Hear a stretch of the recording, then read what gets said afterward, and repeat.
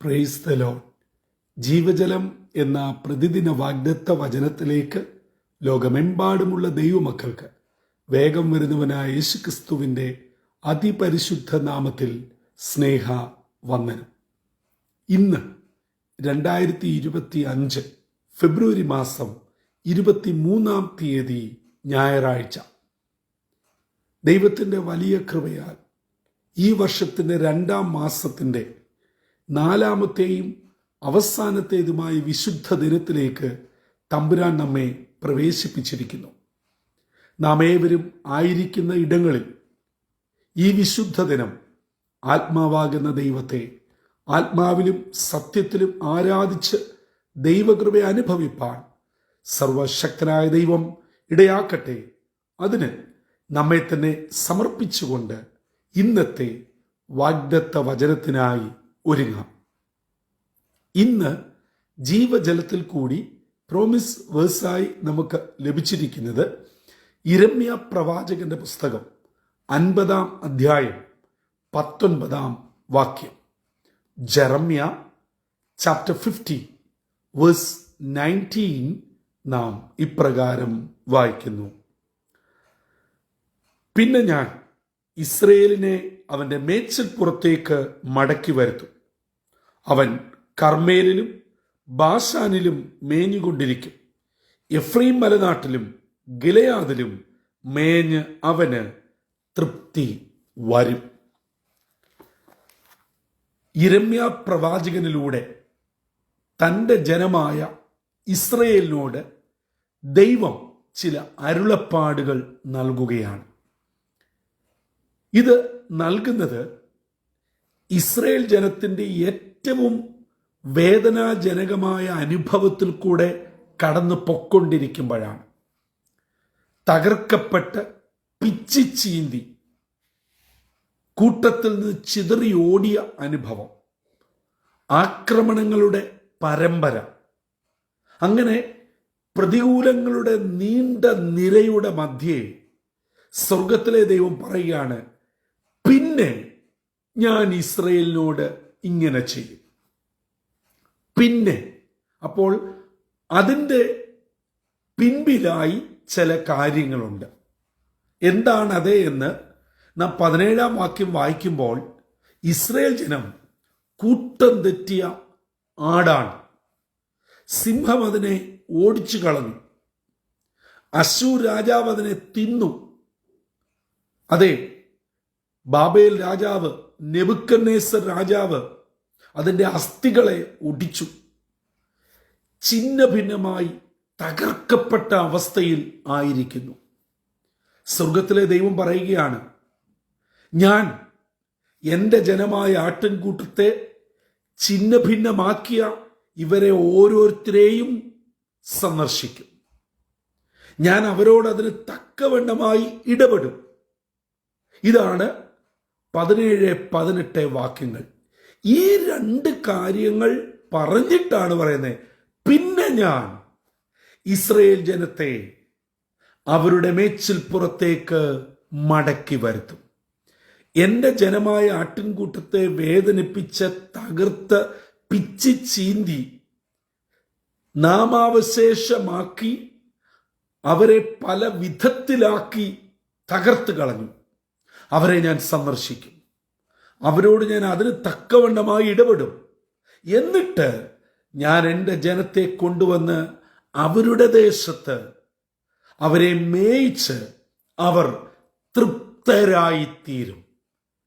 ഈ വിശുദ്ധ ദിനം അതിരാവിലെ ഇന്നത്തേക്കുള്ള വാഗ്ദത്ത വചനം ശ്രവിച്ചുകൊണ്ടിരിക്കുന്ന എൻ്റെ പ്രിയ ദൈവജനമേ, സഹോദരി സഹോദരങ്ങളെ, മാതാപിതാക്കളെ, യുവജന സുഹൃത്തുക്കളെ, കഴിഞ്ഞ ചില നാളുകളായി ശത്രു നമ്മെയും നമ്മുടെ കുടുംബത്തെയും, നമ്മുടെ പഠിക്കുന്ന കുഞ്ഞുങ്ങളെ, പഠനം കഴിഞ്ഞ് ജോലിയിലായിരിക്കുന്ന കുഞ്ഞുങ്ങളെ, അല്ല പഠനത്തിനായി നമ്മെ വിട്ട് വിദൂരത്തോ വിദേശ രാജ്യങ്ങളിലോ ആയിരിക്കുന്നവരെ, വിവാഹപ്രായമെത്തിയവരെ, കുടുംബജീവിതത്തിൽ പ്രവേശിച്ചവരെ, നമ്മുടെ ജോലിസ്ഥാനങ്ങളിൽ, നമ്മുടെ ശുശ്രൂഷ മണ്ഡലങ്ങളിൽ ഇതുപോലെ പിശാച് നമ്മളെ ഛിന്ന ഭിന്നമാക്കിക്കൊണ്ടിരിക്കുകയാണ്.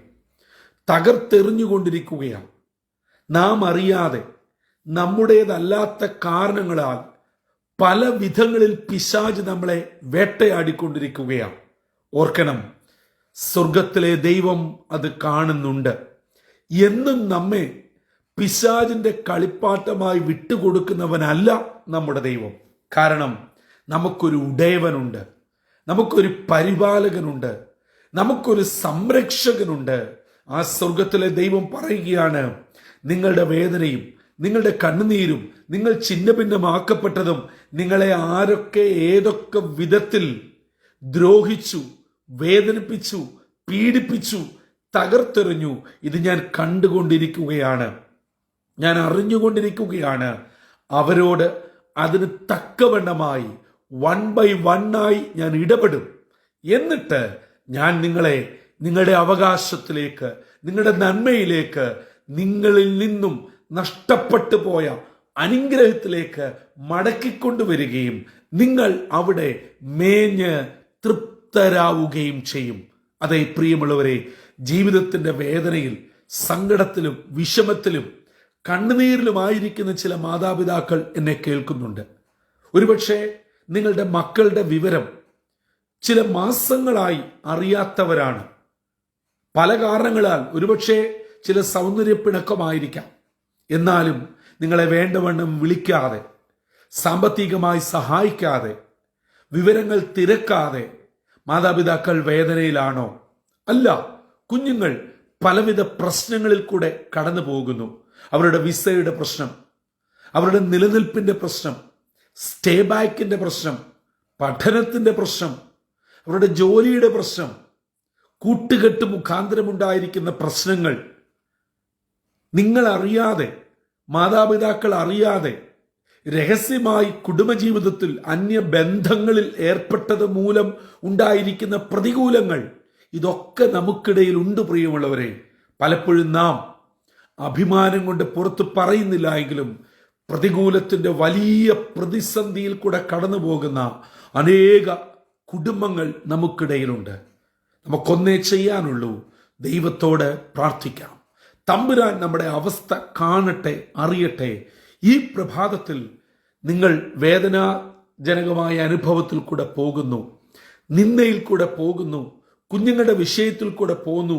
നിങ്ങളുടേതല്ലാത്ത കാരണത്താൽ നിങ്ങൾ നേരിട്ടിരിക്കുന്ന ചില നിയമപ്രശ്നങ്ങൾ, ജോലിയിൽ നേരിട്ടിരിക്കുന്ന ചില പ്രതികൂലങ്ങൾ, നിങ്ങൾക്ക് ലഭിക്കപ്പെട്ടിരിക്കുന്ന ചില മെമ്മോകൾ നിങ്ങളെ വല്ലാതെ തളർത്തിയിരിക്കുകയാണ്, സങ്കടപ്പെടുത്തിയിരിക്കുകയാണ്. സഹോദരങ്ങളെ, ഇതിനെല്ലാം ഒരേ ഒരു പ്രതിവിധിയേ ഉള്ളൂ, തമ്പുരാൻ ഇടപെടണം.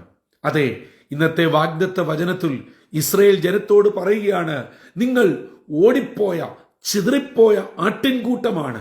നിങ്ങളെ പലർ പല വിധങ്ങളിൽ വേദനിപ്പിച്ചു, നിങ്ങളെ തിന്നു, നിങ്ങളുടെ അസ്ഥികളെ കാർന്നൊടിച്ചു. എന്നാൽ ഞാൻ അവരോട് ഇടപെടും. ഞാൻ അവരെ അങ്ങനെ വിടുന്ന ദൈവമല്ല. അതെ, കാരണം കൂടാതെ എന്നെയും നിങ്ങളെയും പല വിധങ്ങളിലായി ഞെക്കി ഞെരുക്കുന്ന ശത്രുവിനെ തമ്പുരാൻ നോക്കിക്കൊള്ളും.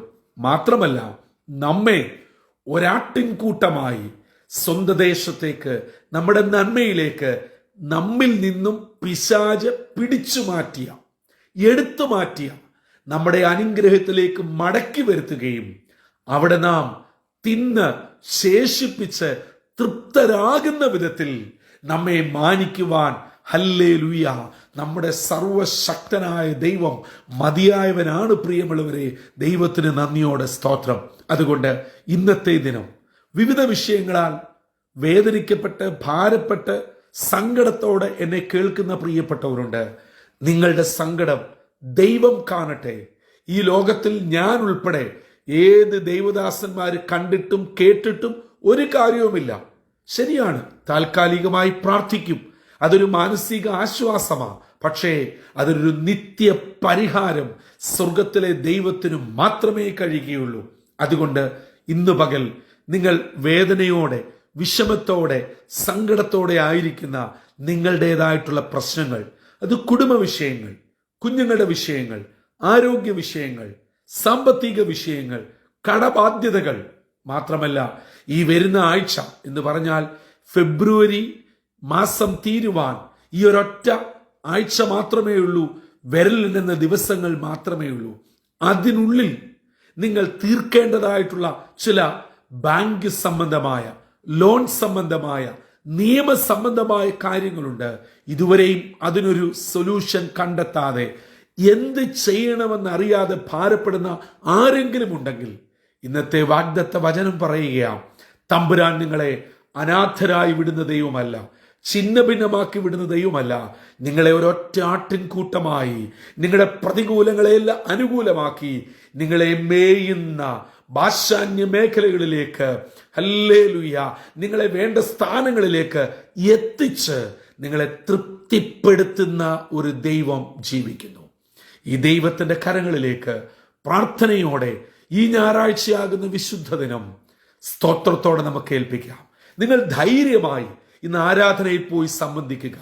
ചിലർ ചിന്തിച്ചിട്ടുണ്ടാവാം, എൻ്റെ ഇന്നത്തെ ഈ അവസ്ഥയിൽ, എൻ്റെ ഈ മാനസിക അവസ്ഥയിൽ ഞാൻ എങ്ങനെ ആരാധനയ്ക്ക് പോകും, ഞാൻ എങ്ങനെ വിശുദ്ധ സംസർഗ ശുശ്രൂഷയിൽ പങ്കുചേർന്ന് യേശുവിൻ്റെ ശരീര രക്തങ്ങളെ കൈക്കൊള്ളും?